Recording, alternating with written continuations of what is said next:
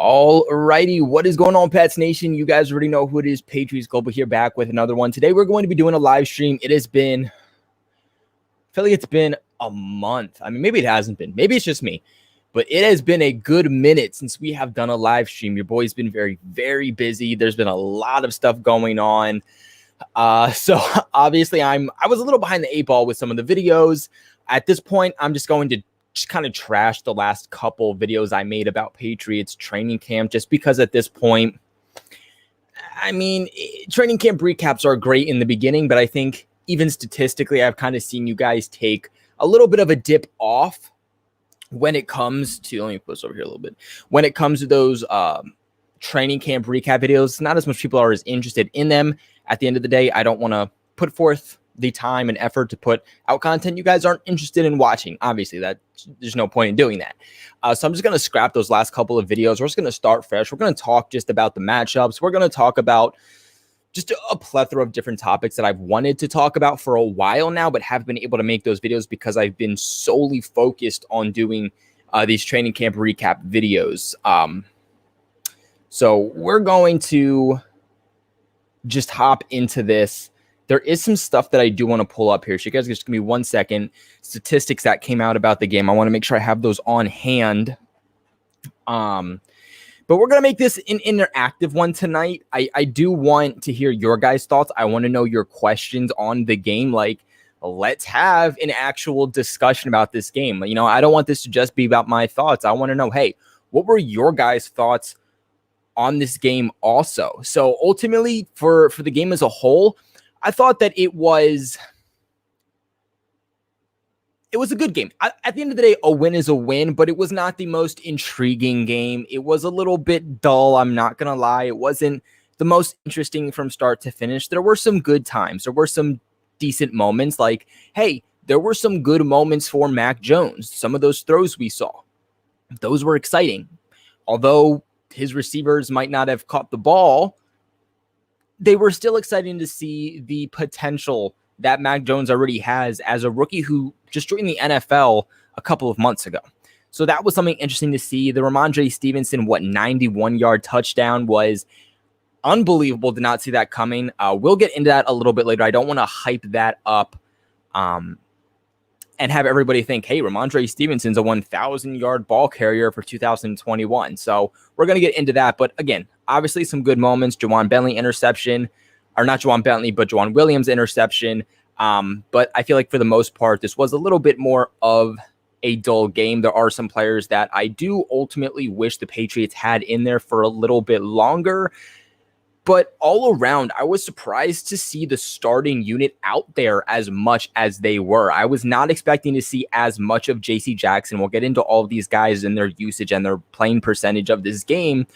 But we knew the Washington football team was going to use a lot of their starters. We didn't know what the Patriots were going to do. From what we understood, this was going to be one of those games where, hey, the Washington football team is going to have their stars out there for a few series. The Patriots likely aren't going to, but really wasn't the case at all. And I was actually, this is a big standout for me, was Kyle Van Noy, because for the majority of camp, up until the last 2, maybe 3 practices, Kyle Van Noy was in a red no-contact jersey, and we saw him out there for a good amount of this game, something I truly was not expecting to see them do after, again, he was in that red no-contact jersey. Wasn't expecting to see as much of Matthew Judon, had that a little bit of an injury scare. Thank God it was nothing. Like, that was scaring me. Like, I actually called this out before it actually happened. I was like, I'm just getting this weird feeling like, dear God, what if something happened to Matthew Judon? Like, that would screw us. That would be so bad. And then a couple plays later, Matthew Judon went down with an injury. And I'm like, oh, frick. But ultimately, he was okay, so we were fine. But that's the thing about preseason, is you want to be cautious with the amount of guys you throw out there that are starters because of those potential injuries. We saw Julian Edelman go out in a preseason game for the entire season. But at the same time, I just don't know if the Patriots have the depth in certain areas on their roster to not play their starters. So I think that's something we have to keep in mind too. But Felipe looks like he is our first donator of today, starting things off with a big bang. So Felipe, I want to give you a big shout out. Like always, when we do get a donation, we have to stop and go right to the donation. Donations always do get top priority, obviously. So big shout out to you, Felipe. Seriously do appreciate that donation, man. It really means a lot to me. It's really going to help me out. But you said Jalen Mills is horrible, man. He couldn't even keep up with number 2 and number 3s. JC is looking better. He surprised me. Keep up the good work, bro. Felipe, bro, I appreciate that. Like always, I knew we were going to get this comment. At one point.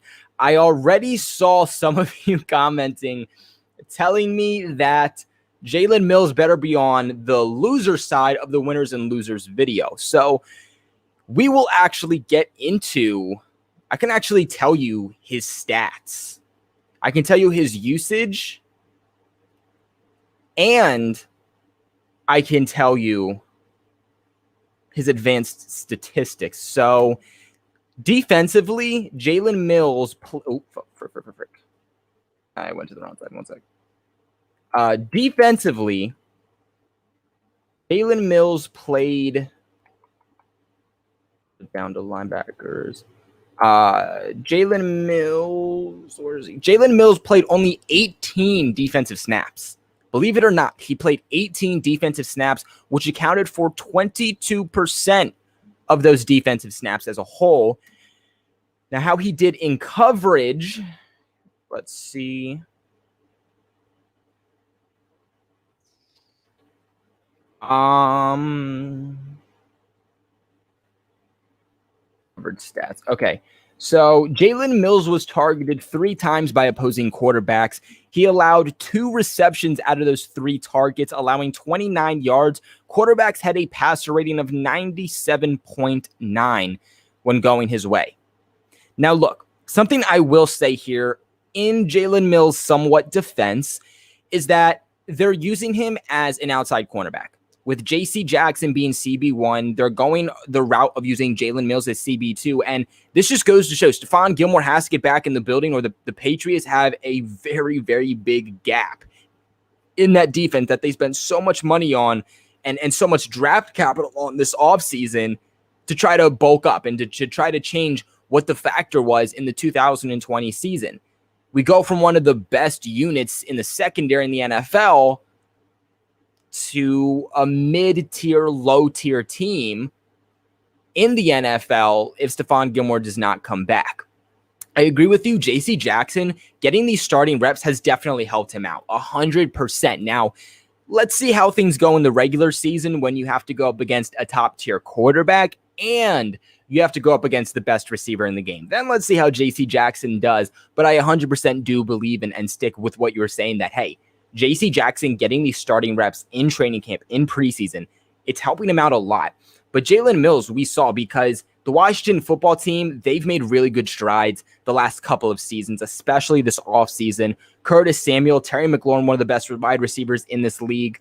They have, or Adam Humphries too, like they have a good receiving core. And we saw Jalen Mills having to go up with Terry McLaurin a couple of times. So Jalen Mills is never the guy. Even before they signed him, even when they signed him, I would stick by saying that.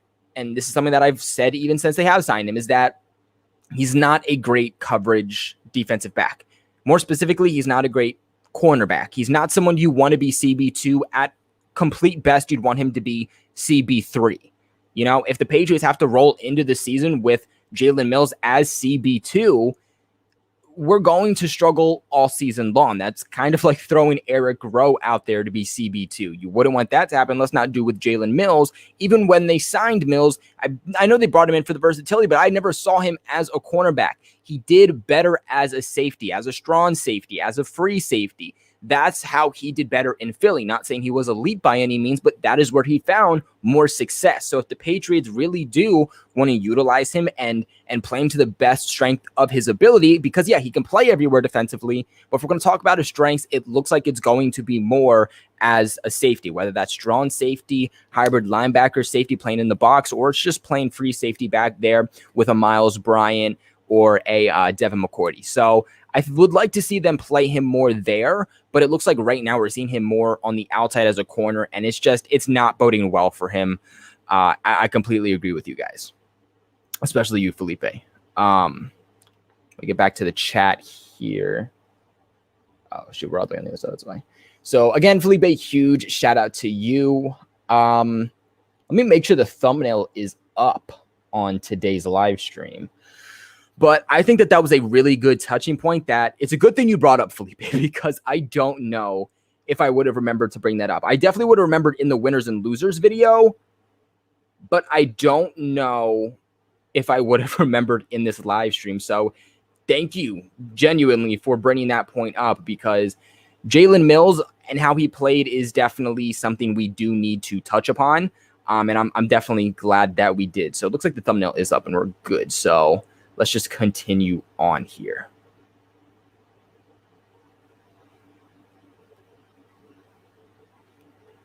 While you guys are at it, please make sure you leave a like for your boy. It would help me out tremendously. It helps out the YouTube algorithm tremendously if you guys just leave me a like on this one. Red Sox, Ashton, AJ, Boston sports fan, Jay Breezy, Brian Rowe, everyone, what is going on? I'm seeing a lot of Mac Jones comments. That's rightfully so. Rightfully so.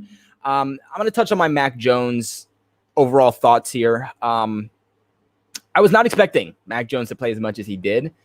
Well, when I wasn't. I was nervous that this was going to be a situation where, hey, maybe Cam Newton starts for a couple of series. Maybe we see Mac Jones a little bit. Like, I thought it could be a situation where we split the first half between like Mac Jones and Cam Newton, and then the entire second half is like Brian Hoyer. I was so scared that's what was going to happen. But that's not what happened. You know, Mac Jones really took the show. I was not expecting him to take the show as much as he did. He played more than any other quarterback in this game, and I won't be surprised to see that continue. I do think that Cam Newton will get a little bit more playing time as each week progresses. Now, supposedly, Newton was not happy with the very little play time he got.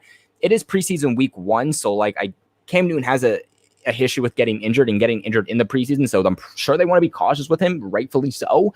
But I do expect as each week goes on, they will give him a little bit more playing time.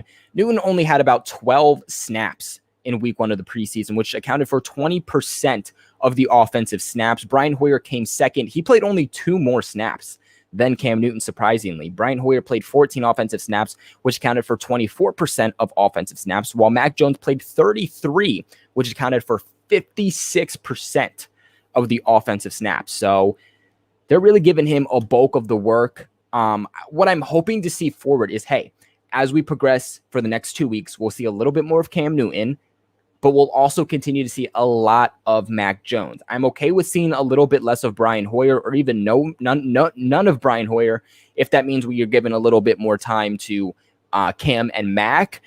I just do not want to see those reps getting taken away from Mac Jones. I think these are very, very important for him, his development. Because it's one thing to practice against your team and to practice against the same plays every week, but it's very different to go up against a different scheme and a different system and an entirely different team who isn't working with you every single day in practice. So I hope that they continue to give him the bulk of the work. But as for the statistics, I think these are just advanced. I know he didn't. It wasn't anything crazy. I think this is it. So passing wise, Mac Jones only threw 19 passes. He completed 13 of those passes for only 87 yards, 0 touchdowns. Like I said, just in general, this was a very, very run-heavy game. We really didn't get to see too much passing. I do hope that's something that we'll see a little bit more as we kind of progress throughout the next 2 preseason games. Look, I get this is going to be a run-first team, and this should completely help dictate that point, that this is still a run-first team. But we did so much within the passing game that I want to see more within the passing game. Mac Jones had 19 pass attempts. Cam Newton had 7. Brian Hoyer had 4. So still not that many passes for this game. This really was the show for the running backs, for Sony Michel, Ramondre Stevenson, Damian Harris. Like, those were the guys that really got the looks in this game. Cam Newton, for those who are wondering, 4 for 7, 49 yards. Brian Hoyer, 2 for 4 for 14 yards. Mac Jones, I think those numbers should have been better for sure. I would say he should have been like 15 of 19, but there were a couple of instances where guys dropped passes. There were also instances where, hey, I mean, Jacoby Myers caught that ball. Belichick should have challenged that play. I understand it's preseason, and his excuse actually for not challenging that play was, I didn't feel like it.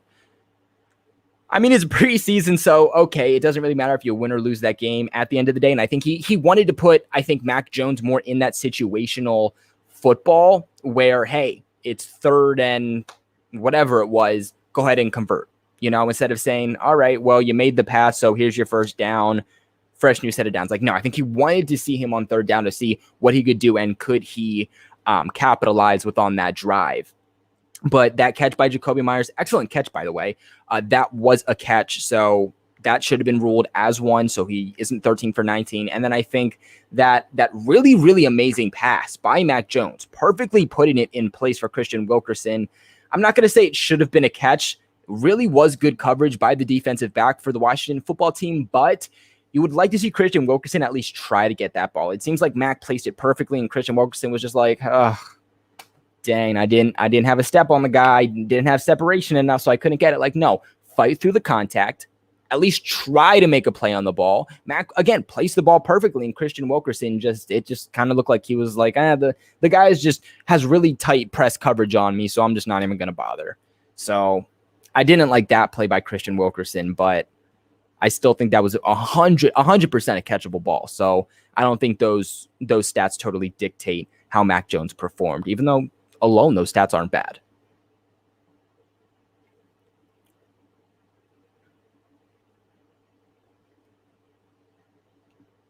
Clemson Carson, what is going on? Felipe is back with another donation, the GOAT so far of today's chat. But Felipe says, what did you think of that defensive back guy? His last name was Gant, I think. Looked good at corner. He could probably be a corner 2 or corner 3. He's 6'2", I believe. So Felipe, yeah, so that's Malik Gant. Malik Gant was with the Patriots, I believe, for a couple of seasons. I know he's at least been here for at least one. He's familiar with the system. I was not surprised to see him back. He was a guy who's always played not bad, like pretty well. Always been more of a special teams guy, has experience within the secondary, has been a guy you always look out for in the preseason games, but never really played to a point, to a consistent basis where you're saying, hey, he's going to make the final roster. But for a guy who came in a couple days before the start of this game, I agree with you. I was seeing his name a lot, and I was very surprised with how he played. I mean, hey, maybe he got away with defensive pass interference at one point, but nonetheless, it was still a good play. And some of the other plays I saw him make were very good. Again, for a guy who was not here all camp, has not played football in at least a year, to come in a couple days before a game and play as good as he did, to play better than a Jalen Mills and play better than a lot of these other players, I was pleasantly surprised with what I saw from him. But I can tell you, it also felt kind of weird seeing him in number 19, but I can tell you how he was playing also.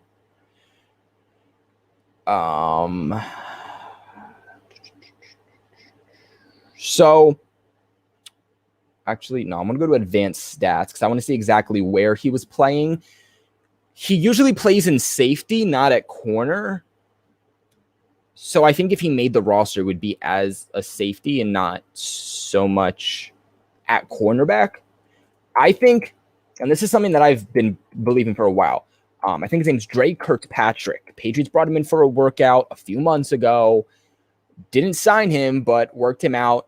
They need to sign him. That is what I've seen all training camp in this preseason game, and it's something that I think is going to continue to happen.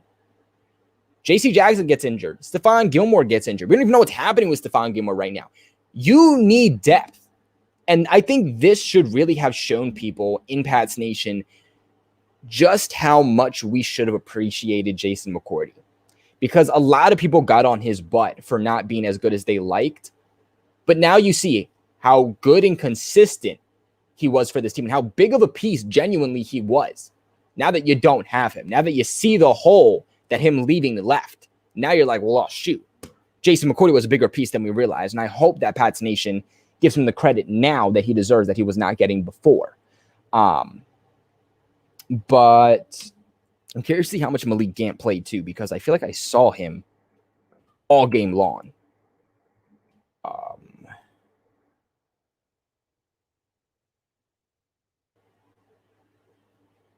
Yeah, so Malik Gant wasn't playing as corner. He was playing as safety. And he played, he played a lot. He played 64% of the defensive snaps with a total of 52. So he played a lot also for a guy who just came in. So I'm pleasantly surprised. But I can tell you his stats. So he did have one stop at one point. And then coverage-wise, wow. Coverage-wise, he was targeted 2 times. He allowed 0 receptions out of those 2 times. Again, you can say he might have had that defensive pass interference at one point, but still, nonetheless, he had good coverage from what I noticed all game and allowed a passer rating of 39.6. Now, he's coming in very late. At the end of the day, it's going to be hard for him to make this final roster, especially as a safety. You still have guys like Kyle Duggar, Adrian Phillips, Devin McCourty, Devin McCourty, Miles Bryant, and then Adrian Colbert, who I want to see him get back. I want to see him in these preseason games because he is an addition, a veteran addition that I liked and that I thought was playing pretty well during camp. And I would like to see him in these games. I don't know if Malik Gant could last minute pull that out, but maybe if he continues to perform well enough, maybe he's somebody that they stash on the practice squad and elevate if need be come season time. I think that's what at this point Malik Gant is fighting for. He's fighting for, hey, can I get on the practice squad? And that's how I get a job. Not so much, hey, can I make the 53? But Felipe brings up another excellent point that I was thinking. So big shout out to you, Felipe. Really appreciate it.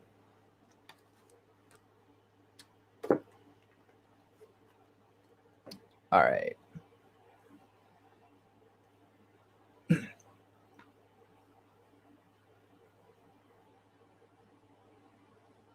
Light Shadows, buddy. What is up? See some other questions.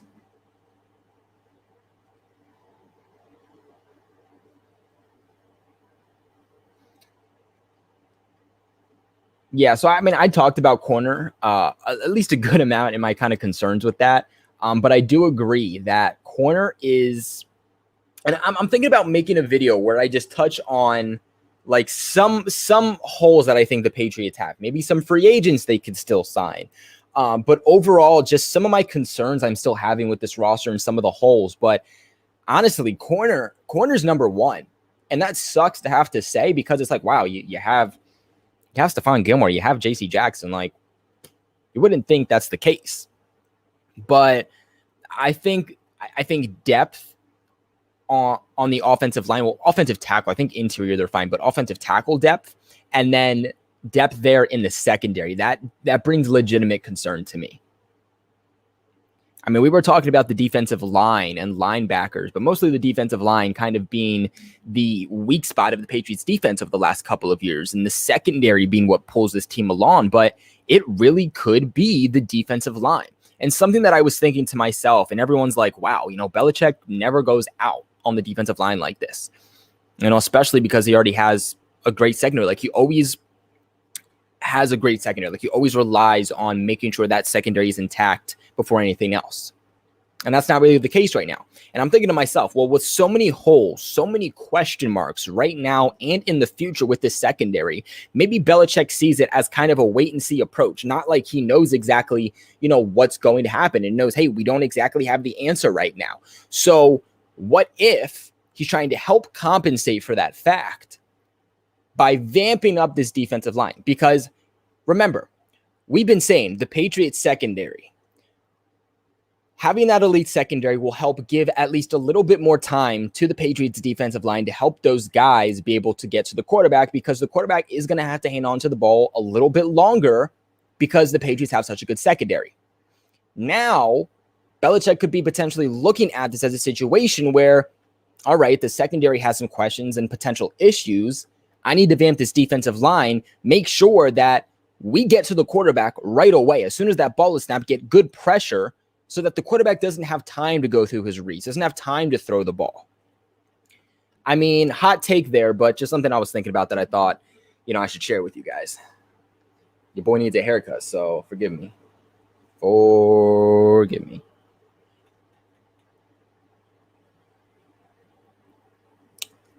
So this is another good question. Who will be wide receiver 4, Zuber or Wilkerson? Wide receiver 4, we're looking at 4 or 5. Aguilar, Myers, Bourne. So, I mean, yeah, you go with like 4 or 5. So receiver 4 or 5, if I had to pick between Zuber or Wilkerson, it's Wilkerson. It's Wilkerson. And I'm disappointed with what I have seen from Zuber. We were hyping up Zuber big time. And it's not just me that has. I mean, you guys have been hyping him up. Even the other media has been hyping him up. Rightfully so. Rightfully so. I think we saw good things, OTAs, minicamp. We saw good things last year. He has that speed that the Patriots don't have. Potential return ability. Use him as a gadget player. I think that's what we were really focusing on. And he just hasn't really shown any of that, And my big thing with him is kind of his hands. You know what I'm saying? He has that speed to be able to get open, but his hands don't really make the plays. Like, there was a point last night, I forget exactly at one point it was later in the game, he should have made this catch, and he just didn't. Now, he came back like a play or two later and made a little like post route or something like that. He made a nice little post route catch. Nothing crazy, but kind of tried to help make up for that play, but just haven't really seen anything from him. Haven't really seen much in camp. From time to time, we will. But you are hearing way, way, way more from Wilkerson, especially because with Isaiah Zuber, it's not like we're even hearing anything good about him on special teams. We didn't even get to see him on special teams as a return man last night. So it's not like it looks like he's going to win the job that way either. With Christian Wilkerson on the other side, he wants to play special teams. He's working with Cody Davis, Justin Bethel, Matthew Slater every single day and vocally tells the coaching staff, put me on as much special teams plays as humanly possible. If that isn't the way into Bill Belichick's heart, I have no clue what is. And he's shown more as a wide receiver also. And the good thing about being wide receiver 4 or wide receiver 5 is that, let's be real, you're not going to get that much playing time. The Patriots are going to want to play these tight ends a whole lot more than they're going to play these wide receivers. You're going to see a lot of Aguilar. You're going to see a lot of Myers. You're going to see a good amount of Bourne. But the Patriots are going to run a lot of 12 to 13 personnel, meaning that you're going to see a lot of 2 to 3 tight ends on the field at one time. I think this is going to be one of those years and just one of those times where we see the Patriots using their tight ends more than potentially we ever have, or at least more than we have seen in years. I really, really, really do believe that. So when you're someone like Christian Wilkerson, if you are receiver 4 or 5, you're not going to get that much playing time. You're more of a special teamer at this point, but Wilkerson does have that ability, I think, as a wide receiver, as a depth wide receiver, to also come in from time to time and be able to make some plays if need be. Do you want him to be receiver 1? Do you want him to be receiver 2? No. But to have a guy who is able to be a good backup receiver is always good. Matthew Slater has been on this team for years, and he's technically a wide receiver, but he doesn't play wide receiver. He's a special teamer, a core-only special teamer. I don't think that's the case with Wilkerson. I think that, again, his best way and his potential future could be as a special teamer, but he does have potential, much more potential than Slater, as a genuine wide receiver. So I'm definitely going Wilkerson. I really hope that they can get Zuber back on the practice squad. I would like to see that and maybe him get elevated from time to time if need be. But if we're truly asking ourselves Wilkerson or Zuber, you can't even make an argument. Like, it has to be Wilkerson. So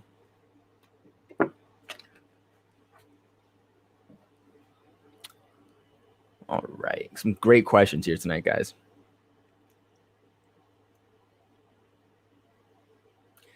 My favorite drink is chocolate milk. Get your protein in, y'all. Get your protein in. I mean, I'm going to put you guys on. This isn't football, but I'm going to put you on for a second because let me tell you, like, if you need protein, yo, chocolate milk is the way. This thing is a half a gallon, right? Only a half a gallon. 80 grams of protein for this whole thing. If that does not scream bulking up, I don't know what does. This is a great conversation tonight, though, guys. I think we're asking some great questions. Let's see. Actually, Light Shadows asks a brilliant question. I knew we were going to have to touch on this at some point, too. Asks a brilliant question. He says, so if you had to decide today and you are the general manager, would you, one, cut Nick Folk for the UDFA field goal, or for the UDFA kicker, Quinn Nordin? I believe that's how you say it. I've heard it Nordon. I'm just gonna go with Nordin, Quinn Nordin. Or two, cut Harry, keep Wilkerson, or cut Taylor and keep Stevenson. I gotta think about this for a second, because you bring up a genuine question. You bring up a genuine good question. So I want to give you my genuine, like, overall thoughts, because all are great points. But if you're asking which one I think is the best, cut Folk, cut Harry, and keep Wilkerson. I would go with one. And this is actually something I've gone back and forth with myself several times, and even today. But I've heard a rumor that potentially Nick Folk could be contemplating retirement. If that's the case, obviously the Patriots need a kicker. Also, Nick Folk hasn't looked great this offseason. He's been great for the Patriots over the last 2 seasons, but hasn't looked great this offseason. We haven't seen him. It looks like, I don't know if he got injured at some point, but he just hasn't been in practice over the last few days, and that's especially when Quinn Norton has just taken over. It's not a good look for him because, like I told you guys before, football isn't a, hey, what did you do once before? But it's more so, hey, what have you done for me recently? You know, teams don't really care if you had 12 sacks 2 years ago and since then can only average 1. You know, we've seen guys who put up spectacular seasons and then for the last year or two in their contract before hitting free agency don't perform well and they don't get a big contract. And then we see guys who throughout their entire career don't have a good season, then put up a spectacular 12-sack season and get this massive contract. Football is what have you done for me lately, not what did you once do. So this could be a situation where the Patriots do just say, I'm going to go with Norton. Haven't really seen you in a little bit, Folk. You're getting old, dealing with some type of injury, haven't looked great this offseason. We're just going to have to go in the other route. So from my perspective and what I think is most realistic, I would go with that first one. The Harry and Wilkerson debate is still a great debate. I mean, Nikhil played more than any wide receiver last night, and we just really did not see much of him. I was pretty disappointed in that, especially because it's still preseason. So hopefully he can continue to do better because we've seen great things this offseason, but he's always been a good training camp player. The problem with that, though, is that he never really shows up once the season starts, and he didn't show up in the first preseason game despite playing more than any other receiver. So I still have some concerns there, but Wilkerson also didn't look great. So I definitely think that's still a battle. I think with Ramondre Stevenson, he's likely still going to be redshirted. I just don't see this being a situation where he plays a lot. From what I've heard from like Evan Lazar and just so many other Patriots reporters, Mike Reese, we can go on and on with the list. Just they still see him, despite that 91-yard run, they do still see him as a guy who's very likely going to be redshirted. Now, the Patriots are in a situation where they have a lot of talent. They have a lot of depth on the team. So my question is going to be, okay, is this a year where the Patriots are going to do what they did with like Damian Harris, where they keep Ramondre Stevenson on the roster, but he just never plays? Every day or every week he's going to be basically just a healthy scratch? Or do they say, well, we know you're going to be a redshirted player. We'd rather just IR you for the season, save a roster spot, and give it to someone else. I don't see them keeping all of these running backs. I'm going to come out with a early roster prediction for you guys, but I see Bolden making this roster, Sony making this roster, Damian Harris making this roster. It's tough to say, or James White also. So it's tough to say what exactly they're going to do with JJ Taylor. I think part of that is definitely dependent on, hey, what do you also do with Ramondre Stevenson? Because if you do plan on playing him, you do plan on having him go against the 53-man roster, it puts you in a really tough position with JJ Taylor. You're not going to keep 6 running backs. I just don't know why in God's name you would, but if you cut JJ Taylor, chances are you're not getting him back on the practice squad. So that puts him in a tough position too. But if you IR Ramondre Stevenson, that's another place where you have an open roster spot. Now that's 5 running backs. Maybe that's how JJ Taylor squeezes on. JJ Taylor looked great in OTAs and minicamp, and we heard nothing but spectacular things about him, and he just did not show up at all in training camp, like at all, which really, really, really disappointed me, especially because I was saying nothing but good things about him all offseason. So it really was a big letdown to me. I know that last night there was a point where it looked like he could potentially go all the way, I believe, on a kick return, but then that hole just quickly closed on him, and it didn't really go anywhere, unfortunately. So, I think for him to make this roster, he needs to look good in joint practices. I think that this is going to be a great thing for these bubble players, is these joint practices, because you're not going against your team. You're not going up against guys who know you or know how you play. Like, this is your ultimate moment to show, hey, maybe I don't look great against our own team, but when it comes to me playing against other teams who don't really know me and don't practice with me every day, I can perform well. And I think JJ Taylor's one of those guys who has to perform well in joint and has to perform well in the final 2 preseason games. I actually liked what I saw from him last night. I would like to see him get more legitimate running opportunities. We saw him a lot in the passing game, which makes me think, hey, James White is only signed on a 1-year deal. He's getting older. You have to find the future pass-catching running back. Maybe that's JJ Taylor. But we really didn't get to see too much of him as a running back. But what we saw as a pass-catching running back was really good. I mean, for a small guy, just his ability to put down his shoulder, run through contact is really, really nice. Again, especially for a guy his size. But the announcer of the game last night, I forget who it was, said this himself, and that he's so small that, like, something about his body being, like, so close to the equator or something like that, that there was a point where the defender like tackled him, but he was able to shake it off and just put his hand down and then just keep going. It was able to dive for the first down. And that was because of how small he is, because he's already so low to the ground. He was kind of able to pick himself back up and kind of just dive for that first down and pick up an extra few yardage. So he's going to have to continue to show out. I think if he doesn't, it's gonna be hard for him to make this roster, not because he's not talented, but because there's just so many places, like so many good players that have to make this roster.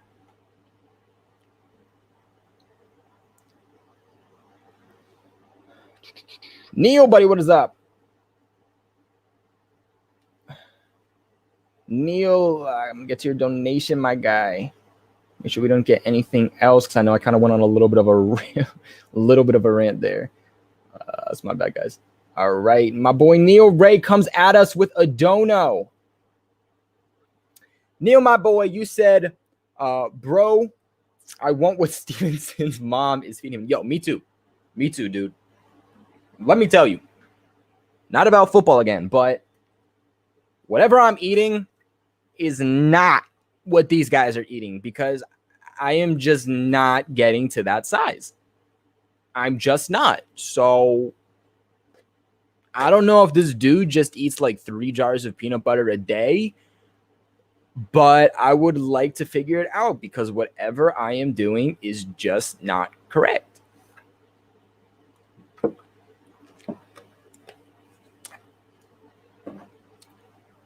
So I know a couple of you guys are responding to this comment. By the way, Neo Ray, brother, appreciate you. Appreciate you for being a Patreon. Appreciate you for being in the chat. Appreciate you for the buying the merch. My guy, always giving back to the channel. So big shout out to my brother Neo Ray. But cut Michel, keep Stevenson and Taylor. I actually like what I see from Sony. I don't know if it's you guys or if it's just me, but what I saw from Sony last night, it's nothing major, but his elusiveness, him getting off the line in that burst just is a little bit faster than what we've seen in the past. And I think it's boding well for him. I can actually bring up his statistics here for you guys also.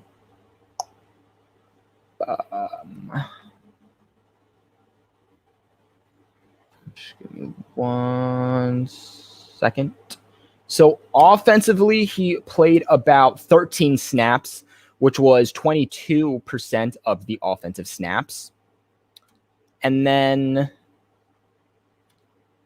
statistically,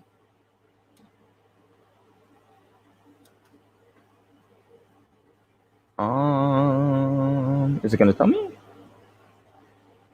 I know he's in here somewhere. Coverage stats, offensive stats. All right. Sony had 6 carries for 26 yards. Wasn't looking bad. So what would that be? 6. Let me look it up for you. 6 divided by 26. I want to know exactly. That would be 6 carries for, I said 6 for 26, right? Yeah, 6 carries for 26 yards would average to 26. That's not right.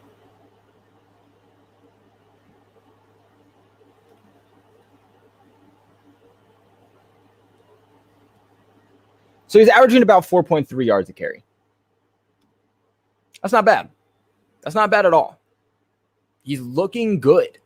Sony also is looking much more improved year by year in the passing game, and I've liked what I've seen from him. Still not where you want him to be, but definitely able to make more of a contribution each and every single year. Like, he'll be able to make a better contribution in the passing game than he did last year. He'll definitely be able to make a better contribution than he did the year prior to that. So I actually wouldn't say cut Sony. I actually really like the idea of a 1-2 punch of Damien Harris and Sony Michel. Damien Harris being your lead back, but Sony Michel sharing kind of some of those reps with him for sure. I think that'd be really, really good. Kind of keep both of those guys fresh. From what we've seen, each of those guys getting better this offseason. If you can keep both of those guys fresh each and every single game, the defense is not going to be able to stop the Patriots run game. They're not going to be able to keep up with them, especially because, like we said earlier in this live stream, this is a run-first offense. You know what I'm saying? So it's a better idea to roll with Sony Michel than it is with J.J. Taylor. J.J. Taylor might give you a little bit more upside as a pass catcher, but from what we've seen so far, I'm more comfortable saying Sony Michel is the better option to go with versus J.J. Taylor. So I actually will say don't cut Sony. I think keeping Sony is a really good idea for the team.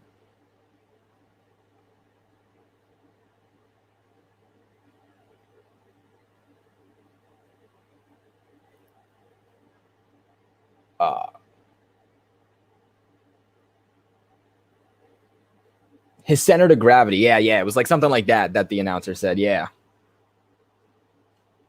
So Mike also brings up a nice question. Winovich or Perkins? And I feel like this is something that I have to make a video on. I don't know how I would word this, but I got to think of it in one way.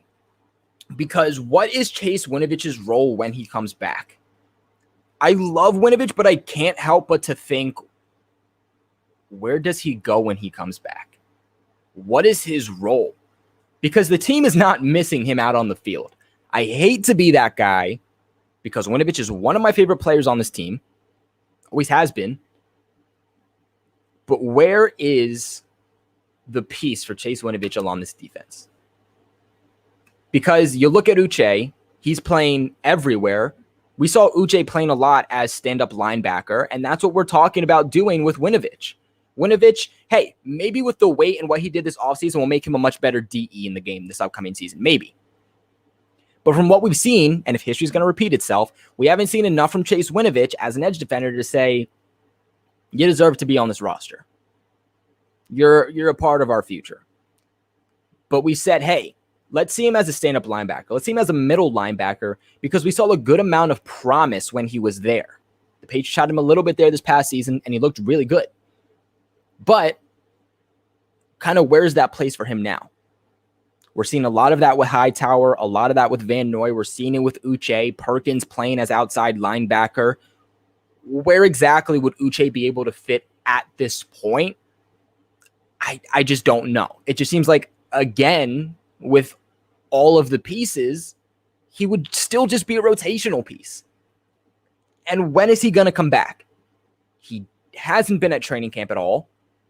Isn't in the first preseason game. Will he be at joint practices? I mean, the Patriots are having to adapt without him. And when you're a guy who's still pushing to make this roster, that's not a good look. It's not good for you. And I mean, look, I will say, again, I love Chase Winovich. So in his defense, he did go to Patriots' former defensive end / linebacker, Rob Ninkovich, and said, hey, how can I stay with this team? How can I continue to be here? And Rob Ninkovich says, you got to stop the run. You got to put on some weight.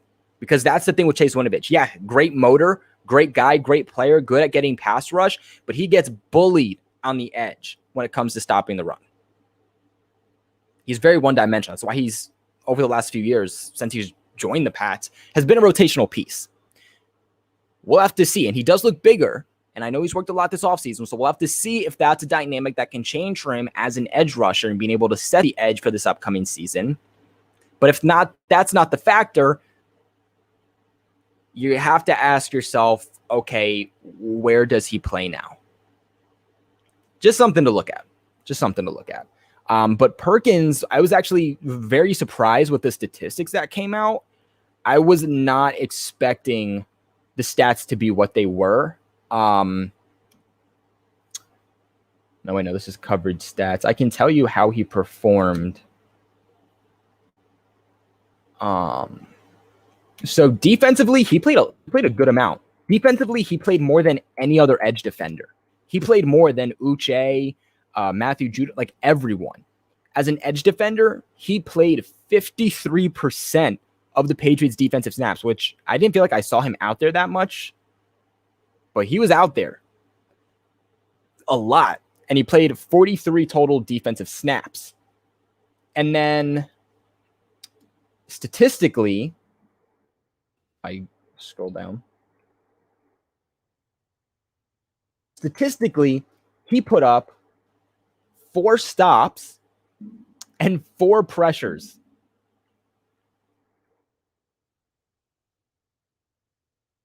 I mean, wow.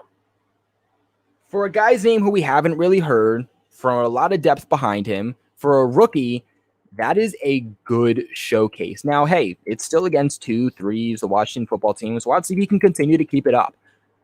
But that's a very, very underrated game for Ronnie Perkins.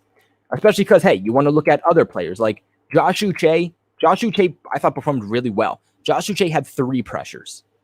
Again, Ronnie Perkins, 4 pressures and 4 stops.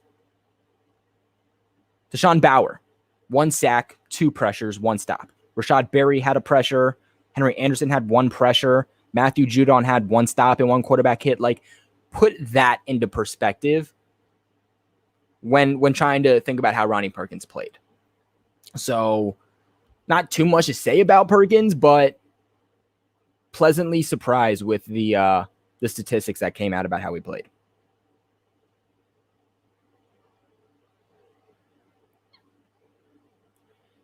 Looks like my brother Neil Ray is out here with another donation. My brother says, can Wilkerson be a solid cornerback? Or can Williams, did I say Wilkerson? Can Williams be a solid cornerback and live up to second round hype? Second round hype? Probably not. I'm going to be real with you. I think this is what, year 3? I believe this is year 3 for him. A lot of times it takes guys year 3 and 4 to make the leap. So maybe, but I think him living up to expectations as a early second round pick is probably out the door at this point. Now, me personally, even when they drafted him, I saw him more as a safety. I saw him as a strong safety that goes up against tight ends, maybe a free safety, but more so strong safety. I thought he could be somebody that takes over that Patrick Chung role. That's genuinely what I believed when they drafted him. And they played him there too, and he didn't look bad. But they continue to try him as an outside cornerback. Now, I think that he performs better than Jalen Mills, but Jalen Mills, I think, has also been playing more as CB2, while Williams has been playing more like CB3. So how much better would he play with an advanced role? I'm not 100% sure. I think Williams is getting better, but he's definitely still not there. He just seems a step too slow. I don't know if that's because he's still trying to get comfortable in the NFL and in the Patriots system, if he hasn't been given enough opportunities, or if that's just who he's going to be as a player, because he's always been a guy, when he was drafted, coming out of college, very good as a press man, gritty cornerback. And we just haven't seen that. He's always just, again, one step too slow, one step behind himself. And because of that, who he's going up against is always 1 or 2 steps ahead of him. And that's why they're always open. I actually do think he played a pretty decent game last night. Now we'll have to see if he can continue this game up. I do hope that the Patriots continue to play him a lot. Like, I would make Juwan Williams a winner of mine, especially because like the announcer said, he's a guy that is fighting for a roster spot. Like, he had to have a game like he did last night in order to even be in the conversation to make the final roster. And you love his size, you love his length, and you just wish that he could put it all together to be the type of player that was drafted early in the second round, and he has not done so yet. But Juwan Williams played more than any other cornerback on this roster last night. He played a total of 78% of the Patriots' defensive snaps, which was a total of 63 of them. So I'm actually really happy with them trying to use him more in these preseason games. But as for coverage,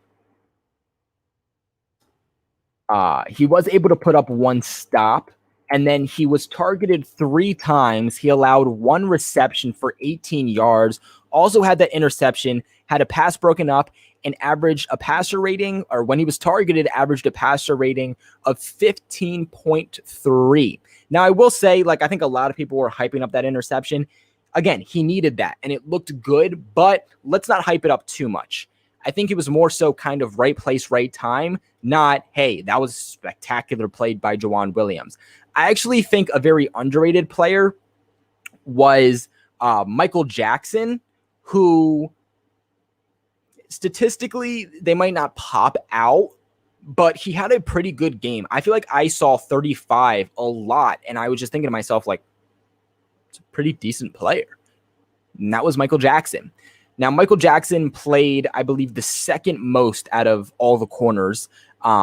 And he was targeted 7 times. He allowed 4 receptions, but for only 21 yards. So he allowed 4 receptions, but only let up 21 yards and was only allowing a passer rating of 62.2 when he was targeted. So I'm not saying he was great, but he wasn't bad. But Michael Jackson caused the tip that led to the Juwan Williams interception. And again, I just think Juwan Williams was more so, right place, right time. And that interception is not going to be what makes him make this roster, if you understand what I'm saying. That's kind of like saying a couple of seasons ago, the Patriots were playing the Philadelphia Eagles, I think week 2 in the preseason. And I think it was Nick Foles who throws an interception to Patriots rookie linebacker Christian Sam, who had not been performing well in training camp.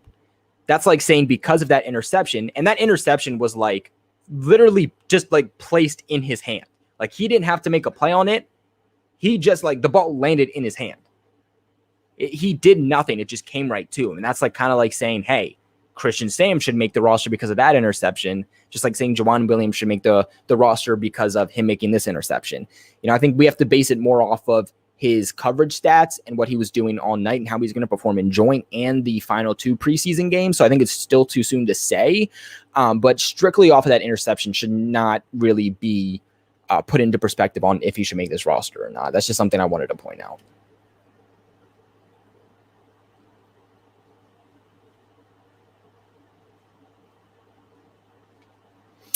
Is Winovich hurt? Yeah, Winovich has been dealing with an injury like all offseason. I thought he'd be back by now. Still isn't. He didn't go to a single training camp, so I hope that he can get back for at least one preseason game. Ideally, it's 2, but I might just be wishfully thinking at this point.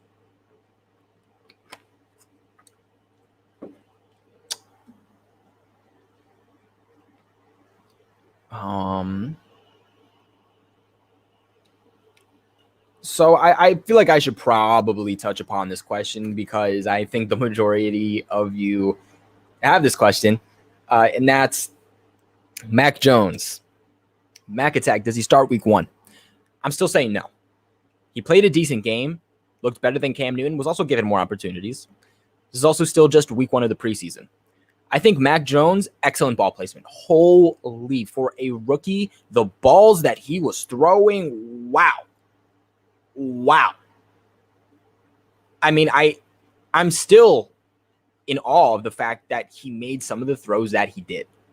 Not saying that all of his throws were spectacular, but some of those throws he were making were veteran caliber throws that's not even a lot of veterans can make. But I still think to say he starts week 1 is too soon. That's a couple of weeks away, and we're still kind of going back and forth. And, Belichick just said like a week or 2 ago, Cam Newton's a starting quarterback. Cam Newton, I don't think did anything last night to say that he shouldn't be the starting quarterback. I know he wanted more opportunities, and hopefully he'll get a little bit more as the final 2 preseason games come along.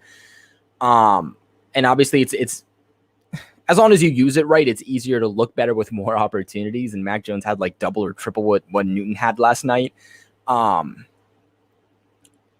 I still think that Mac needs to develop more. You don't want to put a guy in there who's not 120% comfortable and 120% ready. We're not talking about throwing out a wide receiver. We're not talking about go ahead and throwing out a running back. We're talking about the leader of an entire football team, a guy who will dictate what happens with this offense. Playing quarterback is not like playing any other position in sports.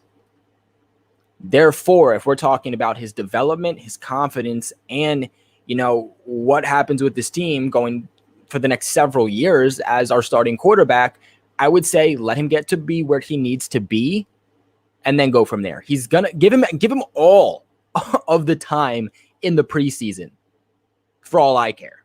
Like I say, play him as much as you can in the preseason, but week 1, you start Cam Newton, and if Newton's really performing bad, then mid-season, take him out, and then you can start Mac Jones. But I'm still a firm believer on if Cam Newton can perform well and Cam Newton can do his job for this upcoming season, then you redshirt Mac Jones. And I think that will be very beneficial for Mac Jones and the Patriots for the next several years. A lot of people are looking at Mac Jones for the 2021 season when we have to look not just at 2021, but we have to look at the next 10 plus years.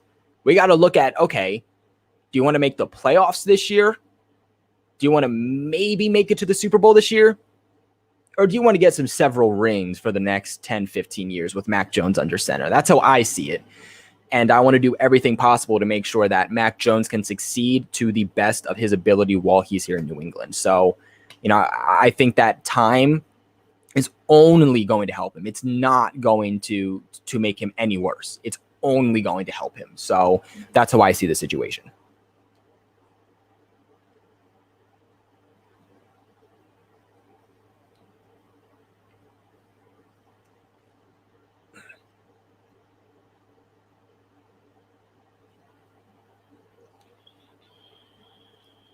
feel like I got something to... We never rolled the intro today, guys. We never rolled the intro. But what I will say is check out the Patriots Global Shop. Check it out. If you like some merch, like always, if you guys send me a video, photo, anything of you guys getting your PG merch, I will include you in my next video. A big shout out. Neil Ray got his for showing me that he bought some merch, and I would love to include more of you guys on here also. So just quickly take a look at the merch. Something you're interested in, it's always in the link in the description box below. Before we do hop into today's video, though, I do want to give you guys a little update that your boy has decided to update his merch. We do still have all of the old stuff along with some really good new ideas that I've been working on for the past couple weeks, and more ideas will be continue to be added. Like always, if you do buy merch, send me a picture of you rocking it. I will include you in the next video. Like always, link in the description box below. Now, Pats Nation, I know you guys sometimes don't like to hear the promotions and all, but we got to give a huge shout out. I mean, a huge shout out to the sponsors of this channel who have been the sponsors of this channel for months now. And that's betonline.ag. Now, for those of you who can bet, those of you who are looking to have a little bit of fun, relax a little bit, betonline.ag is your place to do it. Do it by yourself. Do it with some friends. This is the best way to do it. This is the best place to do it, the safest way to do it, and has the most benefits. Whether you're looking to bet on sports, award shows, TV shows, or you're just looking to do some classic blackjack, poker, any of that stuff, BetOnline is your place to do it. And if you use the promo code CLNS and then the number 50, you will get 50% off on your first welcome bonus. You guys can use your mobile device, sign up today completely free. You can even use your computer, anything you guys want. This is your place to do it. Again, betonline.ag, use that promo code CLNS50 for 50% off welcome bonus on your first deposit. But we're going to be wrapping it up here. I think there's one last question. Again, I'm gonna come at you guys with the winners and losers video, kind of with some guys that performed well in this game and then guys who didn't perform well in this game. A series you guys always love. So we're gonna pop that out here. Neil Ray letting you guys know that the merch is fire. So if you guys want to cop it, go ahead.